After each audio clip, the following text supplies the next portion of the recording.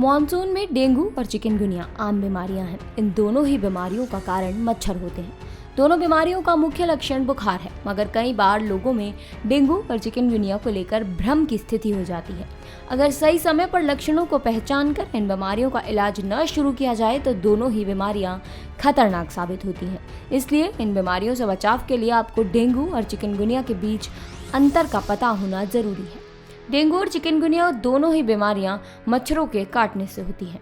Dengue का प्रकोप monsoon के अंत में बढ़ने लगता है। डेंगू बुखार एक मच्छर जनित वायरल बीमारी है जो डेंगू वायरस के कारण होती है।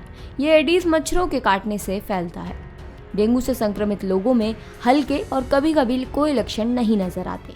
डेंगू से संक्रमित 75% लोगों में इसके लक्षण नहीं दिखते हैं, जबकि 20% में हल्के लक्षण नजर आते हैं और वहीं 5% लोगों में डेंगू के गंभीर लक्षण पता चलते हैं जो संक्रमित के लिए जानलेवा साबित हो सकते हैं।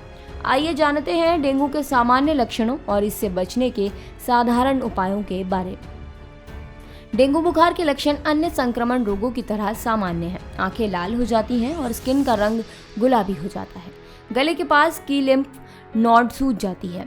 डेंगू बुखार 2 से 4 दिन तक रहता है और फिर धीरे धीरे टेम्परेचर नॉर्मल हो जाता है। बुखार के साथ साथ शरीर में खून की कमी हो जाती है। डेंगू की शुरुआती तेज बुखार, सिर दर्द और पीठ में दर्द से होती है। शुरू के 3 से 4 घंटों तक जोड़ों में भी बहुत दर्द होता है। अचानक से शरीर का तापमान 104 डिग्री हो जाता है और ब्लड प्रेशर भी नॉर्मल से बहुत कम हो जाता है। अब आपको बताते हैं कि आखिर कैसे फैलता है डेंगू वायरस। डेंगू बुखार से पीड़ित मरीज के खून में डेंगू वायरस बहुत ज़्यादा मात्रा में होता है। जब कोई एडीज मच्छर डेंगू के किसी मरीज को काटता है तो वह उस मरीज का खून चूसता है।